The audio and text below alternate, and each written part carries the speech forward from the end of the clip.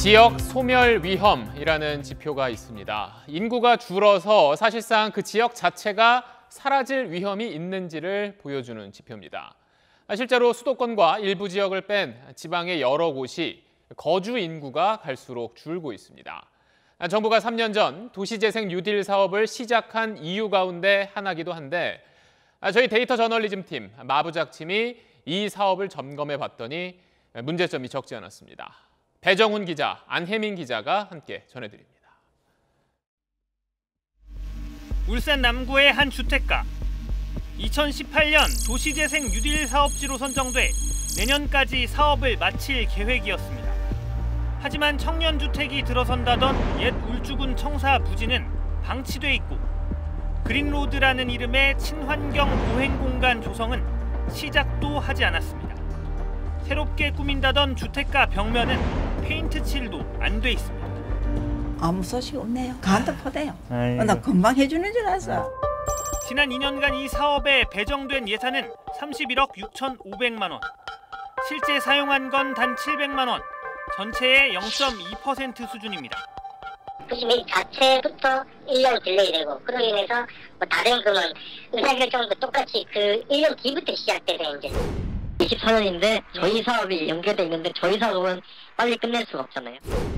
이곳 울산 남구의 도시재생 뉴딜 사업 상황 그야말로 지지부진합니다. 하지만 더 큰 문제는 이런 현상이 이곳에서만 일어나는 일이 아니라는 겁니다. 이곳은 충북 청주입니다. 지난 2017년 직지 심체 요절을 테마로 사업 대상지로 선정됐는데 현 상황은 어떤지 한번 확인해 보겠습니다. 차 없는 보행로를 만들겠다는 곳. 여전히 차가 쌩쌩 다니고 있었고 주민센터 부지는 매입도 끝내지 못했습니다. 청주시다가 전화를 해서 물어가지고 아직 언제 확실히 언제라고는 말씀 못 드리겠다라고 얘기해요. 2018년 예산 20억여 원은 한 푼도 쓰지 못했고 지난해엔 6.6%, 올해는 25.8%만 썼습니다. 청주시는 주민 의견을 최대한 반영하느라 사업이 늦어졌다며 내년까지 사업을 끝낼 계획이라고 밝혔습니다. 마부작침 분석 결과 지난 3년간 전국적으로 도시재생 뉴딜 사업 국비 예산의 평균 실집행률은 58.1%였습니다. 절반가량은 쓰지도 못한 겁니다. 집행 못한 예산은 다음 해로 넘기는데 2018년엔 전체의 77.1%, 2019년엔 29.9%가 이월됐습니다. 도시재생 사업이 도시를 재생시키지 못하고 있다고 생각을 합니다. 주민들의 삶의 환경이 개선되지 않았다면 이건 도시재생 사업이 처음부터 잘못된 거라고 생각합니다. 단기간에 도시를 재생하겠다는 사업 목표 자체가 무리였다는 지적도 나옵니다. 이 쇠퇴 지역을 활성화시키려면 준비가 좀 돼야 되는데 더 길게 봤으면 좋겠습니다. 저는 5년 안에 50억을 써라. 사실 지금 소화불량이 걸리는 거나 마찬가지거든요. 문제는 이렇게 지지부진한 도시재생 뉴딜 사업의 진척 상황이 앞으로도 나아지기가 쉽지 않다는 겁니다. 저희 마부작침 팀이 분석을 해봤더니 입지 선정 기준 자체에 문제가 있었기 때문입니다. 경기도 광주시 2018년부터 연달아 3개의 도시재생 뉴딜 사업이 선정돼 2천억 원 넘는 예산이 투입될 예정입니다. 하지만 매년 인구가 늘고 다양한 개발 사업 진행 중인 지역이 낙후됐다고 느끼는 주민은 많지 않습니다. 요즘 사람이 많이 줄었다고 막 그러는 것 같아요. 안 해요. 안 그래요. 근데 여기 어디 나쁜 데 있어? 못 봤나 난? 나도 못 들었어. 못 써요. 이처럼 논란이 있는 지역이 선정되는 경우가 적지 않은 건 일단 도시재생 뉴딜 사업의 선정 기준이 너무 낮기 때문입니다. 인구 감소, 사업체 감소, 노후 건축물 수.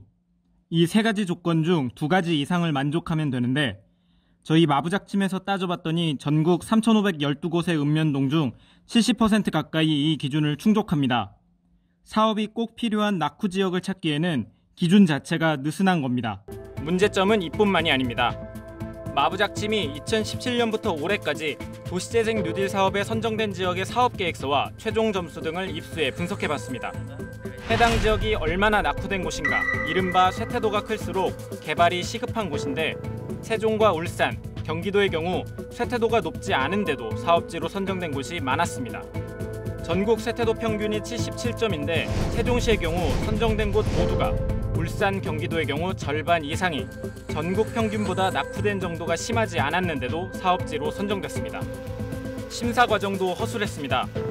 인구 감소, 건물 노후 정도를 부정확하게 응모한 경우, 통계의 기준 연도를 유리한 때로 골라 제출한 경우, 아니면 간단한 계산조차 틀린 사업 계획서도 있었습니다.